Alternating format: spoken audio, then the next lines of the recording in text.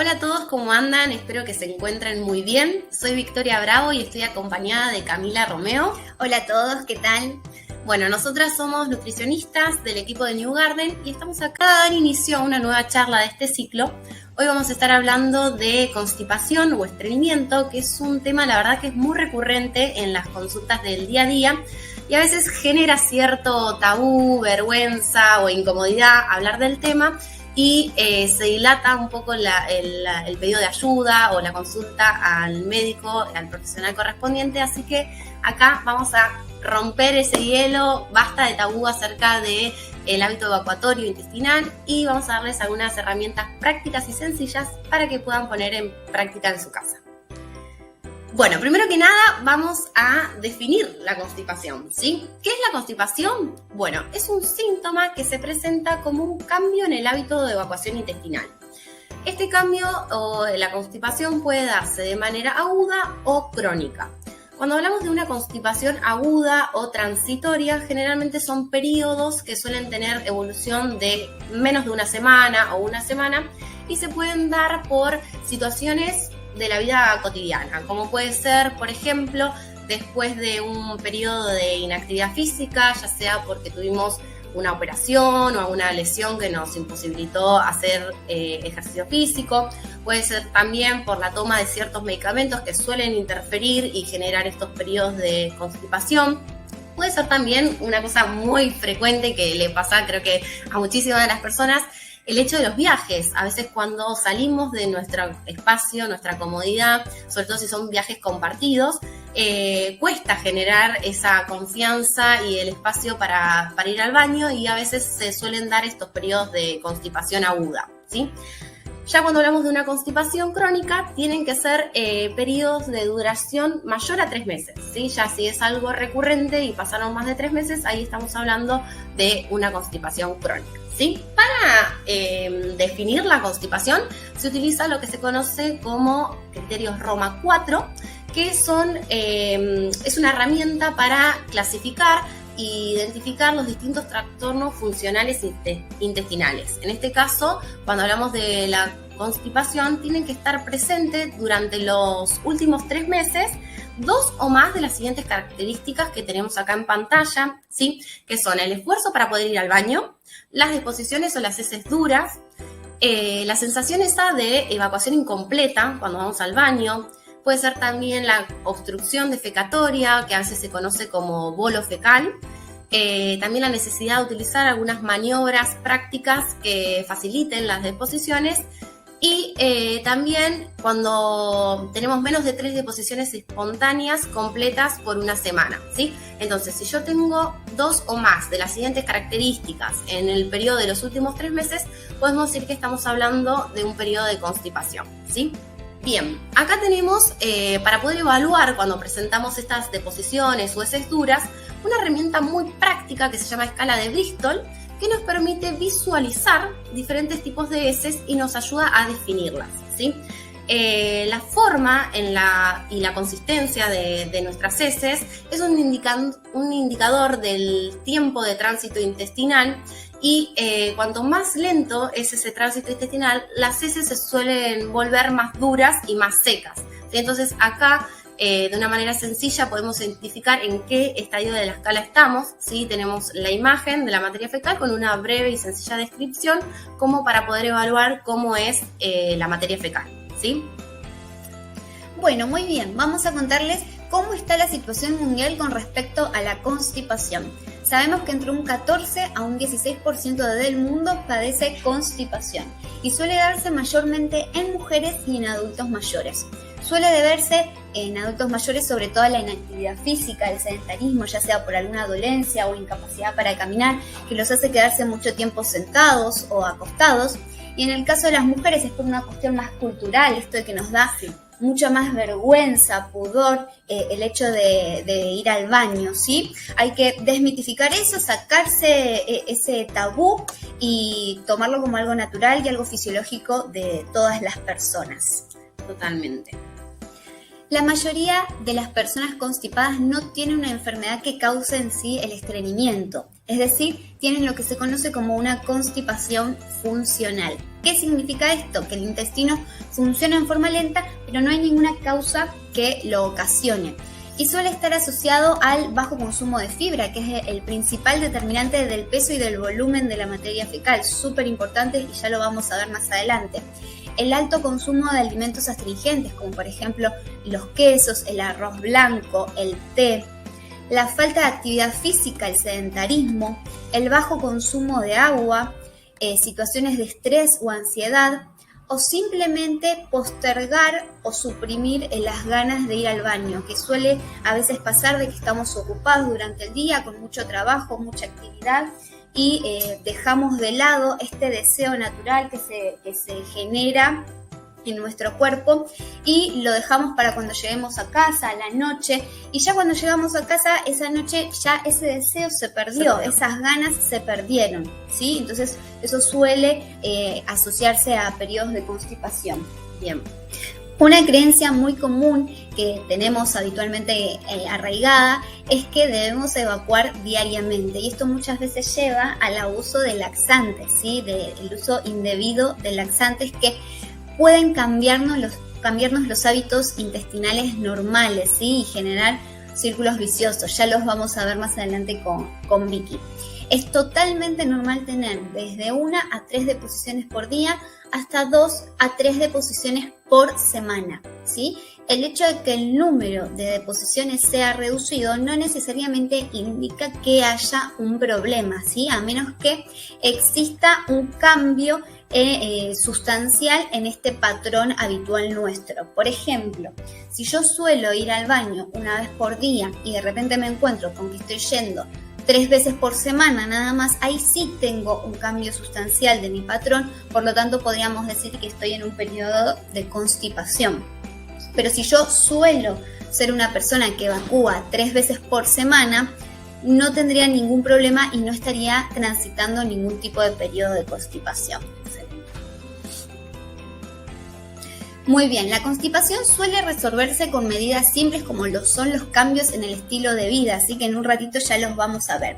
Es muy importante no dejarlo pasar, ya que si bien es algo muy común, hoy en día se sabe que a la larga puede traer algunas complicaciones, como por ejemplo lo son las hemorroides, el prolapso rectal, que no es más que la salida del recto hacia el ano, alguna fisura anal o simplemente generarse divertículos, ¿sí? Que simplemente con estos cambios en el estilo de vida y algunas técnicas y estrategias que nosotros les vamos a dar ahora, se pueden evitar completamente, ¿sí?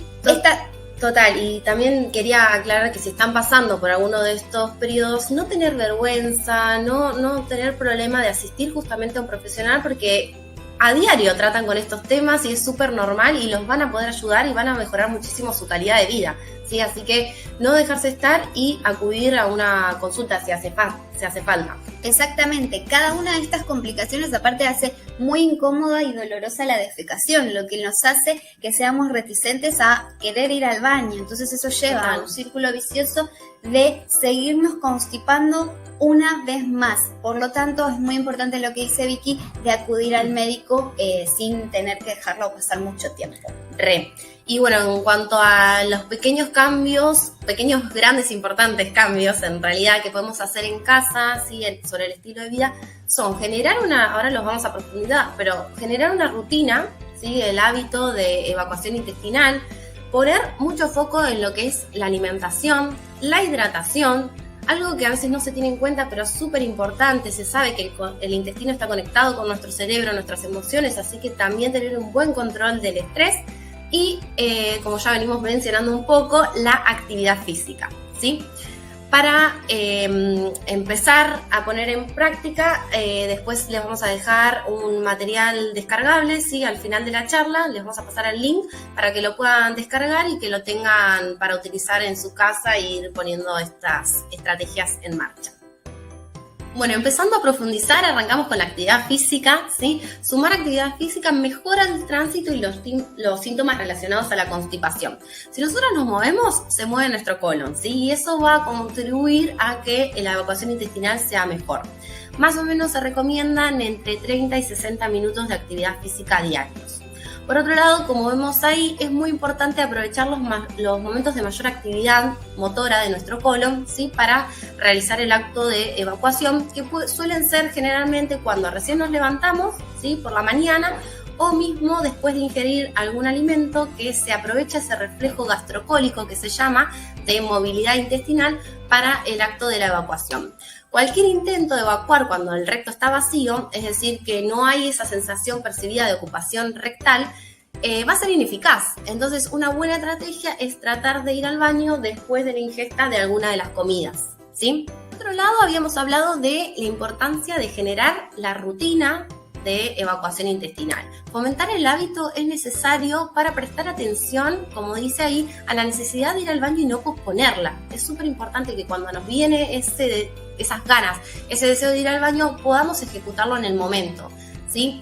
Eso nos va a ayudar a ordenarlos y, como hablamos recién, por la mañana suele ser un momento por ahí que nosotros estamos en casa y suele ser más tranquilo, entonces generar ese espacio suele ser importante y generalmente es efectivo.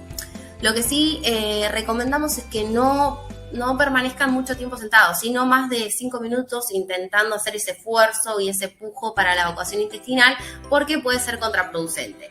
Me siento, si en esos 5 minutos no pasa nada, bueno, lo pospongo en ese caso sí, para después, hasta que vuelvan a aparecer las ganas de ir al baño. Otra cosa también súper importante a tener en cuenta es el tema de la postura, ¿sí? Como vemos ahí en la imagen, suele ser muy útil. ¿Qué pasa? La posición de cuclillas reduce el tiempo de vaciado del intestino y también favorece a tener tener que hacer menos esfuerzo para evacuar. Entonces, es muy útil en muchas ocasiones utilizar un banquito, ¿sí? Para poner en los pies del inodoro, y ya al levantar los pies se genera ese ángulo adecuado para contribuir y mejorar el hecho de ir al baño sin tanto esfuerzo, ¿sí? Permite el paso de la materia fecal de manera más eficaz. Tal como estuvimos contando, en las situaciones de estrés y ansiedad, tales como mudanzas, viajes, exámenes, cambios en el trabajo o algún tipo de problema personal, puede afectar la comunicación que existe entre nuestro cerebro y nuestro intestino. Ya se sabe que nuestro intestino está minado de neuronas que se conectan directamente con nuestro cerebro. Por lo tanto, toda situación emocional va también a afectarnos a nuestro intestino. ¿Qué podemos entonces hacer para manejar estas situaciones? Por ejemplo, realizar alguna actividad física recreativa.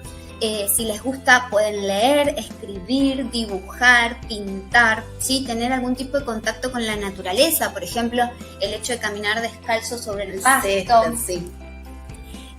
Realizar técnicas de respiración o meditar, podemos escuchar música y también es muy importante priorizar un buen descanso. Otro punto muy importante es la hidratación. Sabemos que la materia fecal está constituida en su mayor parte por agua, ¿sí? Entre un 74 y un 75% en deposiciones normales y bien formadas. Su consistencia entonces está fuertemente relacionada con el contenido y el consumo de agua. Un cambio relativamente pequeño en ese consumo de agua va a llevar a cambios sustanciales en la consistencia de la materia fecal. Generalmente la constipación está asociada a heces muy duras, muy secas, ¿sí? Por lo tanto, se recomienda el consumo de 1.5 a 2 litros de agua por día, lo que equivale a entre 8 a 10 vasitos de agua por día. ¿Cómo vamos a hacer para cumplir con esta recomendación?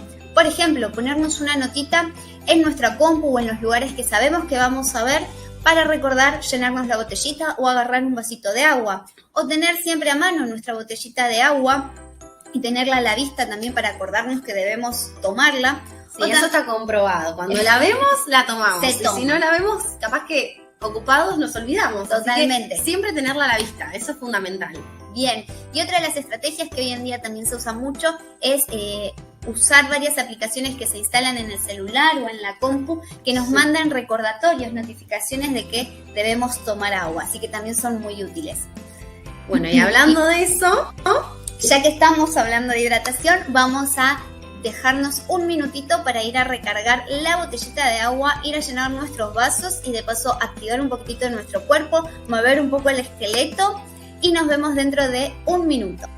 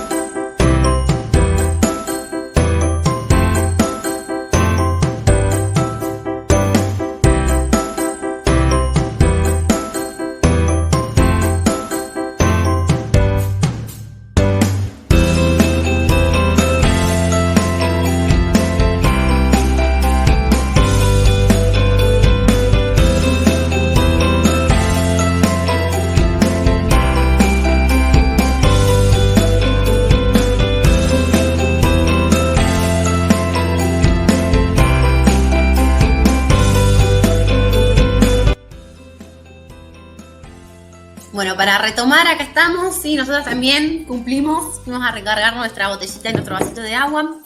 Y ahora vamos a hablar de lo que es puntualmente alimentación.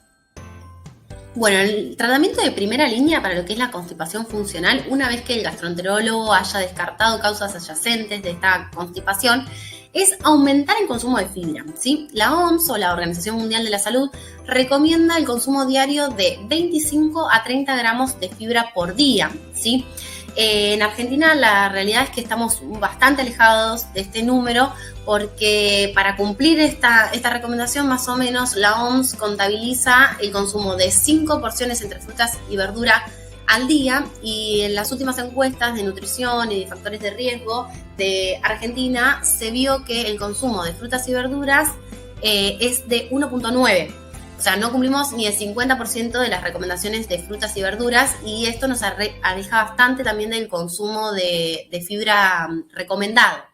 Algo que hay que tener en cuenta, piensen que partimos de que no llegamos ni al 50% de las frutas y las verduras y que nuestro consumo de fibra está muy por debajo. Entonces, aumentar ese consumo de fibra de manera repentina, a veces cuando el intestino no está acostumbrado, puede generar algunos síntomas adversos como distensión, exceso de gases. Entonces, este aumento de fibra tiene que ser según tolerancia de cada uno, ¿sí? Tiene que ser de manera gradual, paulatina, con distintas estrategias que se van utilizando justamente para no causar estos síntomas adversos y no interrumpir o complicar aún más toda esta sintomatología de la constipación o el estreñimiento, ¿sí? Ahora bien, decimos que hay que aumentar el consumo de fibra, pero ¿qué es la fibra? Bueno, hay una descripción sencilla que les pusimos, es que es la parte no digerible de los alimentos de origen vegetal que llega intacto al final del tubo digestivo, ¿sí? Y cumple un montón de beneficios para la salud. Uno de esos beneficios es justamente contribuir a regular el tránsito intestinal y dar volumen a la materia fecal para que el proceso de evacuación intestinal sea efectivo. Cuando hablamos de fibra, es muy importante tener en cuenta que existen distintos tipos de fibra y en función de su composición química, la parte del alimento en la que se encuentran o el comportamiento que va a tener en nuestro organismo, se clasifican en distintos grupos. Hoy vamos a hablar de la fibra fermentable y no fermentable para clasificarla así de manera amplia y práctica, ¿sí? Por un lado tenemos la fibra fermentable, que se fermenta completamente en el colon y que va a servir como alimento de nuestra microbiota. La microbiota es un conjunto de microorganismos, ¿sí? Hongos, levaduras, arqueas, virus, bacterias que viven en todo nuestro cuerpo y que tienen un montón de beneficios para la salud. Y la microbiota intestinal, la verdad que se lleva un gran protagonismo, es una de las más abundantes y que va a estar indirectamente relacionada con los términos de constipación y estreñimiento, ¿sí? Después tenemos la fibra no fermentable, que es la que va a cumplir ese efecto laxante directamente, ¿sí? Porque contribuye a generar los movimientos del intestino y a formar heces más blandas.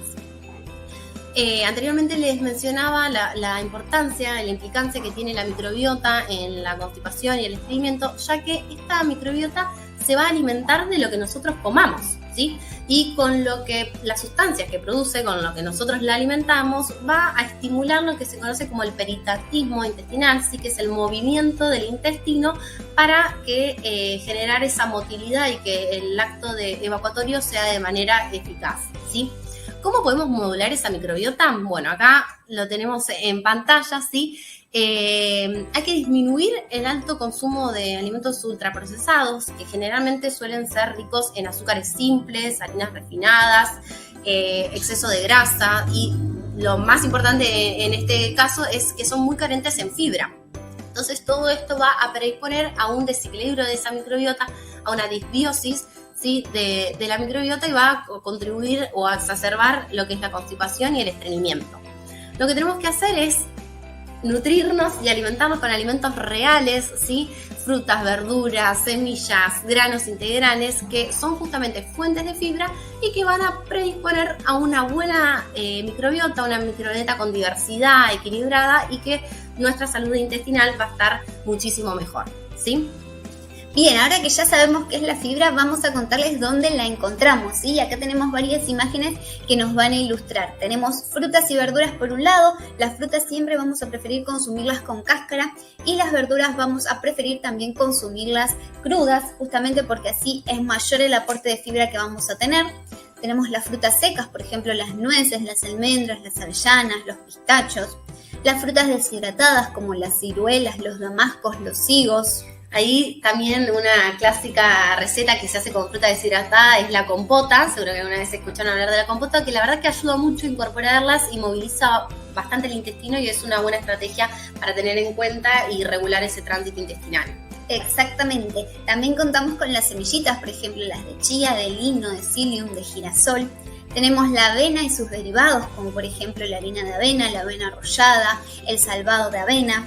Los cereales integrales, como por ejemplo el arroz integral, la cebada, el trigo burgol, los fideos integrales, ¿sí? Recordemos que el grano integral es el que conserva la cascarita externa, que es el salvado, que justamente es lo que más cantidad de fibra tiene. En el mercado, de hecho, se comercializan así por sí solos los salvados de avena, el salvado de trigo, que justamente, como les decía anteriormente, es la parte externa del grano y es el que más fibra va a tener. Sí, la verdad que son súper fáciles de utilizar, se pueden usar crudos o cocidos, por ejemplo, sumar una cucharada de salvado de avena o de salvado de trigo con el yogur, con la leche, en alguna sopa. También se puede usar para enriquecer algunos panes, si haces pan con harina de avena, por ejemplo, y un poquito de salvado de avena o alguna masa de tarta. Es una forma práctica y sencilla de incorporar más fibra y la verdad que son dentro de todo económicos también. Exactamente, tienen que ser nuestros grandes aliados.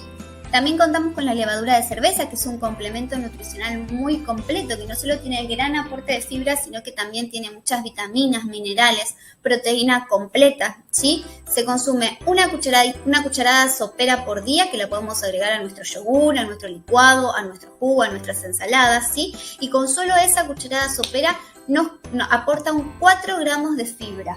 Un montón. ¿Sí? Así que aprovechen. Después tenemos hongos y tomates secos. Y por último, legumbres y sus derivados, ¿sí? Por ejemplo, todo lo que es el hummus, que es la pastita untable de garbanzos, por ejemplo, fideos de legumbres o alguna hamburguesa, croqueta, medallón. Sí, respecto a las legumbres hay que tener en cuenta, como decíamos anteriormente, que el consumo de fibra tiene que ser de manera paulatina y gradual. Las legumbres suelen tener una cutícula, una cáscara bastante gruesa con bastante contenido de fibra y a veces hay algunas estrategias como para empezar a incorporar de a poco y no generar esa distensión abdominal o exceso de gases que a veces genera molestias y impide que la persona quiera consumir las legumbres. Podemos hacer, por ejemplo, como decía Cami, pastitas a base de garbanzos como el hummus o alguna mermelada de poroto duki. También son muy útiles para reemplazar los clásicos quesitos industrializados para untar la tostada y la verdad que quedan muy ricos, son fáciles de hacer. También una estrategia útil para empezar a incorporar legumbres son las lentejitas turcas. No sé si las conocen, son unas lentejitas naranjas que son re fáciles de preparar, no llevan remojo y se cocinan en 5 minutos. Súper rápido, súper práctico y justamente se cocinan tan rápido porque la pielcita que tienen es mucho más finita que las lentejas o el lentejón convencional. Y para empezar a incorporar fibra de a poquito, la verdad que es una estrategia que está muy buena. Otra idea también que se me ocurre es el tema del consumo de las legumbres en lata. Si bien no es lo ideal, siempre vamos a preferir comprar, por ejemplo, los garbanzos, remojarlos y cocinarlos en casa. A veces para empezar o hasta agarrar el hábito de hacerlo, las legumbres en latas tienen la ventaja de que están hidratadas hace mucho tiempo. Entonces también es más fácil de digerir y no nos va a generar tanta intolerancia. Entonces, como para empezar, también es una estrategia a tener en cuenta. O bien sumar harinas de legumbres. Por ejemplo, la harina de garbanzos para hacer la fainá, que se hace recontra rápido, es riquísima y es simplemente mezclar harina de garbanzo, agua y sal, pimienta, un poquito de aceite al horno y arriba le pueden poner, por ejemplo, si le gusta la cebolla, hacerla tipo fugaceta, láminas de morrón, también puede ser con un poquito de queso gratinado, orégano. Ahí pueden inventar las ideas que a ustedes se les ocurra y la verdad que suman un montón de fibra a la alimentación. Como ya les estuvimos contando, las semillitas de chía, lino y psyllium tienen un tipo de fibra particular que en contacto con el agua forman un gelcito, tal como vemos ahí en la foto, que se llama mucílago, que lo que va a hacer es ayudar a ablandar esa materia fecal, aumentar el volumen de las heces y acelerar el tránsito, ¿sí? Para ponerle un poquitito de onda, las podemos combinar con frutas frescas, frutas secas, agregarlas a algún yogur, mezclarlo con granola, hacernos tipo un pudding, ¿sí? Como para que quede mucho más sabroso. Bien, y acá les trajimos un ejemplo práctico de cómo sumar fibra en el día a día, ¿sí? Vamos a arrancar cuando recién nos levantamos con un vasito de agua, como para empezar a regarnos por dentro, como siempre decimos, y arrancar el día hidratados, ¿sí? En el desayuno tenemos un porridge de avena con frutas frescas y secas. El porridge es súper fácil de hacer, es simplemente mezclar la avena con algún medio líquido, ya sea agua, leche, alguna bebida vegetal, ¿sí? Se pone a calentar al fuego hasta que espese, o bien se puede poner en el microondas 1 o 2 minutitos para hacerlo de manera práctica. Fruta fresca podemos sumar alguna naranja o el kiwi, que también es muy efectivo para movilizar el intestino por la mañana, y algún puñadito de frutas secas, como puede ser, por ejemplo, nueces o almendras, ¿sí? Después tenemos otro vasito de agua para ir sumando hidratación a lo largo del día. Siempre acuérdense de llevar a mano la botellita, que los acompañe en el trabajo o cuando salen de casa. Para el almuerzo pusimos acá unos zapallitos rellenos con arroz integral, que puede ser con arroz integral o puede ser, por ejemplo, también rellenos con quinoa, que queda muy rico, trigo burgol, alguna cebada perlada, o bien los zapallitos en otra oportunidad se pueden reemplazar por alguna berenjena, también, que quedan riquísimas. Y vegetales para hacer el relleno puede ser un salteadito de cebolla, morrón, alguna zanahoria rallada, ¿sí? Y de postre vamos a sumar una fruta, que puede ser una manzana o una pera. Acompañando ese almuerzo vamos a sumar 2 vasitos de agua, ¿sí? Para la merienda tenemos un licuado de manzana con una tostada de pan integral untada con hummus y semillas, ¿sí? Acuérdense que el hummus es un gran aliado para reemplazar los quesitos untables convencionales de supermercado, y de paso estamos sumando todavía más legumbres, más fibra, ¿sí? Semillitas puede ser semilla de sésamo, semilla de lino, de amapola, las que más les guste. Otro vasito de agua, ¿sí? Por la media tarde. Y para la cena trajimos unas milanesas de berenjenas rebozadas con salvado de avena y ensalada de rúcula, cebolla y cubos de calabaza. La verdad que las milanesas, ya sea de vegetales, puede ser milanesas de zucchini, milanesa de calabaza o mismo milanesas de pollo o de carne, si consumen carne. Empanadas con salvado quedan muy ricas, se puede combinar al principio, no sé, pan rallado convencional con un poco de salvado de avena, quedan crocantes, no absorben tanto aceite y nos dan todo ese plus de fibra que es lo que estamos buscando en este caso. De postre vamos a sumar una fruta más, en este caso podemos incorporar un bowl de frutillas y acompañando la cena otros 2 vasos de agua.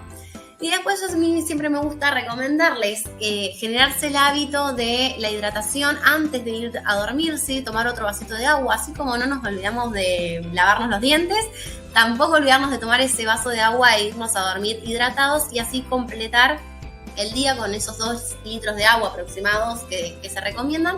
Y fíjense que con comidas sencillas y en cantidades, la verdad que no son nada irrisorias o alocadas, claro. Se cubre la recomendación, que es 33 gramos por día, ¿sí?